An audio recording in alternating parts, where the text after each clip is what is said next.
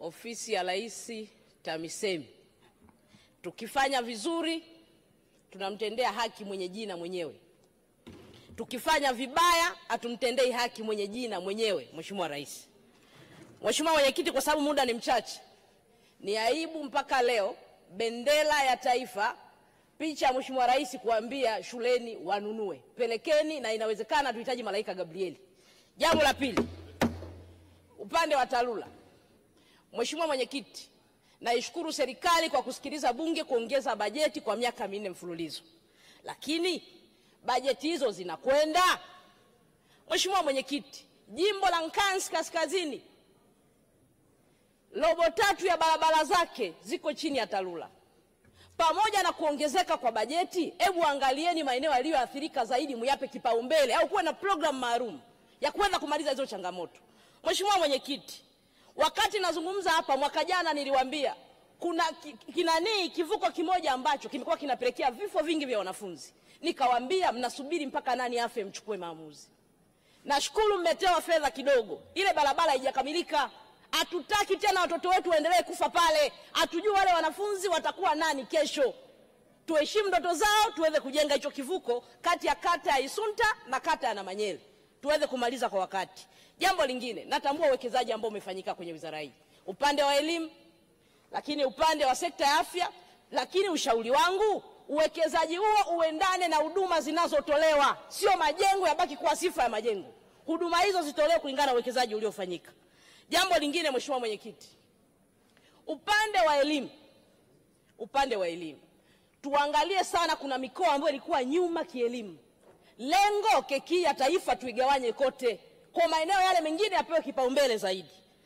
Jambo lingine, Mheshimiwa Mwenyekiti, ni uchaguzi wa serikali za mitaa.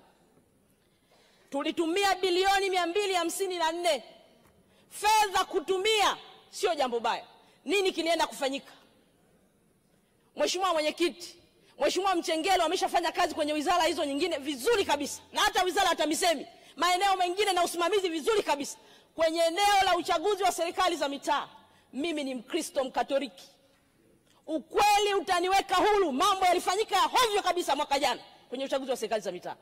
Kuanzia mwanzo kwenye kuwaengua wagombea, haiwezekani. Tena mnaondoa mambo ambayo hayapo kisheria wala kikanuni. Mheshimiwa Waziri, wewe ni mwanasheria. Eti mnasema form moja sehemu aliyojaza anajua kusoma Kiswahili, kwamba eti alipiga tiki sehemu ya pili kwamba anajua na Kiingereza, kwa alikosea kujaza form. Hilo jambo linamuondoa mgombea. Naomba niwaambie, amani tunayoimba, amani ni tunda la haki.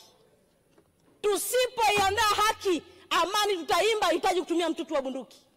Mheshimiwa Rais ameanza vizuri, ametenda vizuri. Yaliyotokea kwenye uchaguzi wa serikali za mitaa, bado maumivu ya Watanzania ni makubwa. Imani imepotea juu ya kulinda haki yao kwenye kura zao watakazopiga. Mimi naeleza hapa, naipenda nchi yangu. Niliwaambia wananchi wangu wasifanye fujo. Sitaki ndugu zangu waumie wala wafe kwa ajili ya uchaguzi. Mheshimiwa Mwenyekiti, kama kuna ajabu ilitokea, hata wale wachache waliotangazwa, siku wanakwenda kuapishwa kwa hakimu, wanakutana na aliyeshindwa, anasema nimeagizwa na chama changu nije niape. Ni aibu ya taifa. Amani tunayoizungumza leo ilitengenezwa, na kutengeneza kwake ni haki. Tendeni haki. Mheshimiwa Rais amefanya mambo yake mazuri, wasubiri wananchi waamue, na haki za watu zilindwe, maamuzi yao yaheshimiwe. Hakuna mtu leo mnaona mambo yanazungumzwa hapa, no reform no election, hayaji tu, ni mambo yamesababishwa na hayo maumivu ambayo watu wanazungumza. Kuna majibu yatolewe. Hakuna mtu ambaye anaweza kuvunja amani ya nchi. Tukivunja tunaenda wapi? Taifa ni la kwetu sote. Yaliyojitokeza kwenye uchaguzi wa serikali za mitaa, tusione aibu kwamba tulikosea, tujisahihishe. Turudishe amani ya taifa letu. Turudishe haki ya mpiga kura. Turudishe heshima ya mpiga kura. Viongozi wote wanatokana na maamuzi ya wananchi. Tukikosea leo, tunatengeneza taifa la namna gani? Tutasema sawa tumerudi. Na mimi Mheshimiwa Mwenyekiti, ni kweli tunasema mambo yamefanyika. Hata jimboni kwangu yamefanyika. Nataka nirudi kwa haki. Wananchi waamue kwamba aidha tunakurudisha bungeni, sio kwa sababu fulani amesema. Hao wananchi watakuwa na mbunge waliyemchagua, diwani waliyemchagua, wanaweza kumkosoa kwa makosa anayofanya.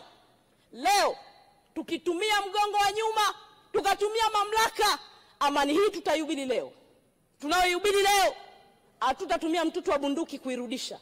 Tutairudisha kwa kutenda haki, na haki ndiyo tunda la amani. Ndio ushauri wangu kwenye eneo hili, bila hofu yoyote. Kama Mkristo nitawashauri, tumetoka huko na wote tuna dini humu ndani. Makosa yaliyofanyika tukubali, yalifanyika ni makosa, tuilinde nchi yetu kwa kutenda haki, na haki ndio tunda la amani. Asante Mheshimiwa Mwenyekiti. Asante.